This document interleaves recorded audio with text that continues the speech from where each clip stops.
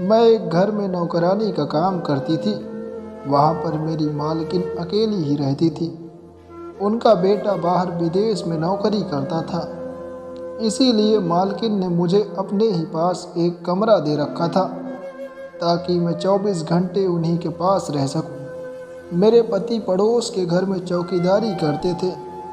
दिन भर के काम से मैं अक्सर थक कर सो जाया करती थी और मेरे पति देर रात को अपनी चौकीदारी का काम खत्म करके आकर मेरे पास ही सो जाया करते थे। कभी कभी जब उनका मन होता तो वह मेरे साथ थोड़ी सी छेड़खानी के साथ प्यार भरी बातें भी किया करते थे। मैं भी आधी नींद में ही आंखें बंद किए उनकी छेड़खानी का आनंद लेती थी। एक दिन रात को जब मैं सो रही थी तो मेरे पति आकर मेरे पास लेट गए और मेरे साथ छेड़खानी करने लगे। कभी वह मेरे पेट पर हाथ फिराते, कभी मेरे गालों पर प्यार करते, कभी मेरी जुल्फ़ों के साथ खेलते हैं। मुझे भी उनके इस तरीके से छेड़खानी करने में मज़ा आ रहा था। मैं पूरी तरह से अपने पति के आगोश में हो गई। लेकिन मैं हैरान तो तब हो गई जब अचानक से किसी ने बहुत ज़ोर से दरवाज़ा खटखटाया। मैं हड़बड़ी में बिना यह देखे ही कि मेरे पास कौन लेटा हुआ है, जल्दी से भागती हुई दरवाजे की तरफ गई। जैसे ही मैंने दरवाज़ा खोला तो मैं बिल्कुल हैरान रह गई, क्योंकि सामने दरवाजे पर तो मेरे पति थे। मेरे पति दरवाजे पर ही मुझसे गुस्सा करने लगे। अरे तुमने दरवाज़ा बंद करके क्यों रखा था? तुम्हें पता था ना कि मैं रात में लेट आता हूँ। मैं उनसे कुछ नहीं बोल पाई और बस हैरानी के साथ मैं उनको देखती हुई यही सोच रही थी कि अगर यह यहाँ है तो फिर वहाँ मेरे साथ कमरे में कौन था जो मेरे साथ ऐसी गलत हरकत कर रहा था। दरअसल मैं जिस घर में काम करती हूँ वहाँ मेरी मालकिन बिल्कुल अकेली रहती है। आज उनका बेटा विदेश से वापस आने वाला है, इसीलिए वह मुझसे पूरे घर की साफ सफाई अच्छे से करवा रही थी और अपने बेटे के लिए बढ़िया बढ़िया पकवान भी बनवा रही हैं। मैं भी उनके बेटे के आने की वजह से खुश थी कि चलो कम से कम मालकिन के पास कोई तो रहेगा, फिर मैं भी थोड़ा बहुत समय अपने पति के साथ बिता लिया करूँगी, क्योंकि मालकिन के साथ रहने की वजह से मुझे अपने पति के साथ बिल्कुल भी समय नहीं मिल पाता था। मुझे काम करते करते सुबह से शाम हो गई। काम खत्म करने के बाद मैं और मालकिन हम दोनों उनके बेटे के आने का इंतज़ार करने लगे। काफ़ी देर इंतज़ार करने के बाद किसी ने दरवाजे की घंटी बजाई। मैं जैसे ही दरवाज़ा खोलने के लिए खड़ी हुई तभी मेरी मालकिन भागते हुए मुझसे पहले जाकर दरवाज़ा खोलने लगी। दरवाज़ा खोलते ही सामने उनका बेटा खड़ा हुआ था। अपने बेटे को उन्होंने बड़े ही प्यार से अपने गले लगा लिया। मैं मालकिन के पीछे ही खड़ी हुई थी। उनका बेटा मालकिन के गले लगा हुआ बार बार मुझे देख रहा था, क्योंकि शायद जब वह विदेश गया था तो उस समय मैं यहाँ पर नहीं थी। फिर उसने अपनी माँ से पूछा, माँ यह कौन है? मालकिन ने उन्हें बताया कि यह हमारे घर में काम करती है। मैं सारा दिन घर में अकेली रहती हूँ, इसीलिए मैंने इसे यहाँ पर काम पर रख लिया है और अपने ही घर में एक कमरा भी रहने के लिए दे दिया है। इसका पति भी पड़ोस में चौकीदारी करता है, इसीलिए वह भी यहीं पर आकर सो जाता है। इन दोनों की शादी हुए अभी कुछ ही महीने बीते हैं। बातचीत करने के बाद मालकिन अपने बेटे को अंदर लेकर गई और उन्हें बिठाकर अच्छे से अपने हाथों से खाना खिलाने लगी। देखते देखते कब रात हो गई मुझे पता ही नहीं चला। मैं थक हार कर अपने कमरे में जाकर सो गई। मेरे सोने के काफ़ी देर बाद मेरे पति घर आ गए और मेरे पास लेटकर उन्होंने मेरी कमर पर अपना हाथ रख लिया और मेरी कमर को बड़े ही प्यार से सहलाने लगे। मुझे नींद में भी उनकी छुअन से अच्छा महसूस हो रहा था। मेरे पति आज कुछ ज़्यादा ही मेरे ऊपर प्यार लुटा रहे थे। तभी अचानक से मुझे ऐसा महसूस हुआ कि हमारे कमरे का दरवाज़ा किसी ने खोला है। मैं झटके से खड़ी हुई। मैं देखकर हैरान थी कि सामने तो मेरी मालकिन का बेटा खड़ा हुआ था। मैंने जल्दी से अपने कपड़े ठीक किए और मैं बिल्कुल सीधी खड़ी हो गई। मेरे पति भी मालकिन के बेटे को सामने देखकर बिल्कुल हैरान थे कि किसी पति पत्नी के कमरे में घुसने का यह कौन सा तरीका होता है।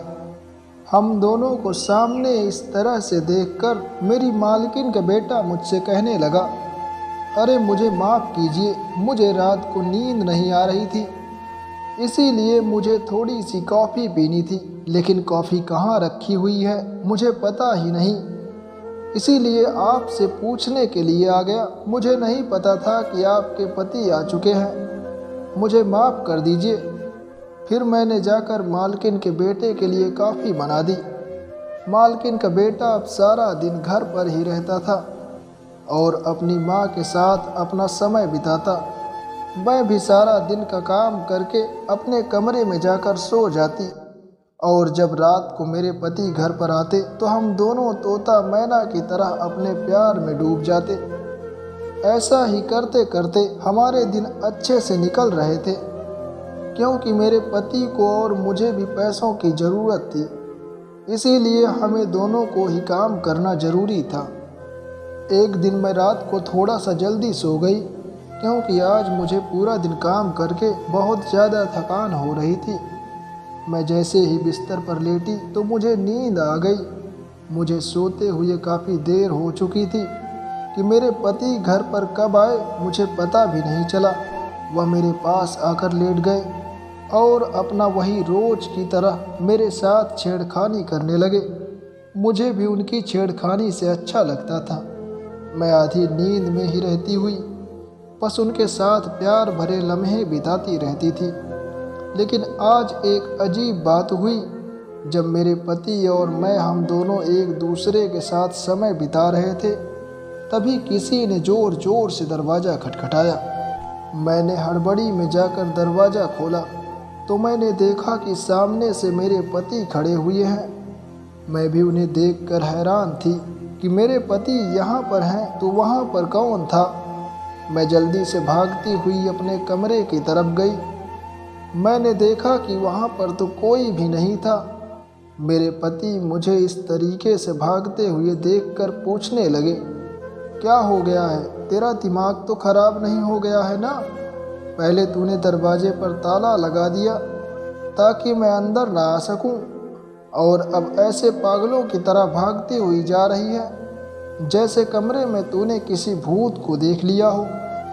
मुझे समझ नहीं आ रहा था कि वह सब कुछ मेरा वहम था या हकीकत, या फिर मैं सपने में ही अपने पति को अपने पास महसूस कर रही थी। लेकिन मुझे तो अच्छी तरीके से याद था कि मैंने दरवाज़ा खुला छोड़ रखा था, तो फिर ताला कैसे लग गया? मुझे लगा हो सकता है आज रात को ताला मालकिन ने लगा दिया हो।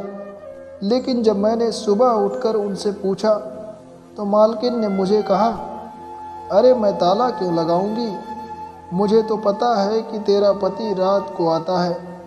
हो सकता है कि मेरे बेटे ने ताला लगा दिया हो, मैं उसको समझा दूंगी कि वह आगे से ऐसा ना करे। मैं रात की बात को याद करते हुए बहुत डर रही थी, लेकिन काम करते करते मैं फिर से सब बात भूल गई। रात को काम खत्म करते ही मैं अपने कमरे में जाकर लेट गई। फिर से वही सोने के बाद मेरे पति मेरे पास आकर लेट गए और उन्होंने मेरे साथ छेड़खानी करना शुरू कर दिया। लेकिन आज मैंने अपनी आंखें खोल कर देखा, क्या सच में मेरे पास मेरे पति ही हैं ना? लेकिन हाँ, सच में मेरे पास मेरे पति ही थे। फिर मैं भी उनकी बाहों में लिपट कर सो गई। कई दिन तक तो मैं ऐसे ही उठ उठ कर देखा करती थी कि मेरे पास में सच में मेरे पति हैं ना या कोई और, लेकिन वह मेरे पति ही हुआ करते थे। फिर मुझे लगा कि शायद मुझे नींद में ही अपने पति के होने का एहसास हुआ होगा। एक दिन रात को फिर से जब मैं सो रही थी तो मेरे पति मेरे पास आकर लेट गए और वह कभी मेरे पैरों पर कभी मेरे पेट पर हाथ फेरना शुरू कर दिया। मुझे आज अपने पति का थोड़ा सा बर्ताव अलग लग रहा था। मैंने जब धीरे से अपनी आंखें खोल कर देखा तो मैं देखकर हैरान थी कि वहाँ पर मेरे पति नहीं, वहाँ तो मेरी मालकिन के बेटे थे जो मेरे साथ गलत हरकत कर रहे थे।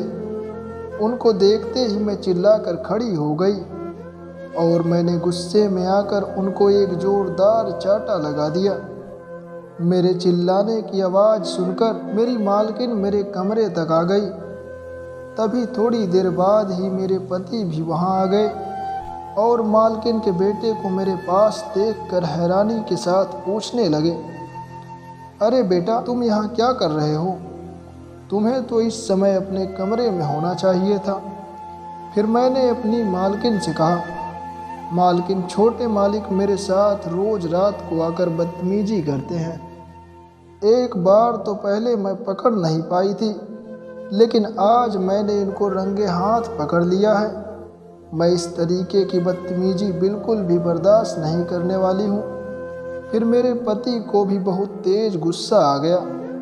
उन्होंने भी मुझे कहा, ठीक है, मैं भी अभी पुलिस को फ़ोन करता हूँ।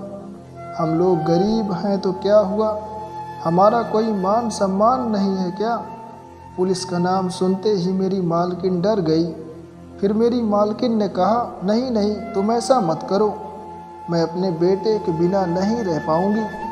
मैं अपने बेटे को कल ही वापस विदेश भेज दूंगा, लेकिन तुम मेरे बेटे के साथ ऐसा बिल्कुल भी मत करो।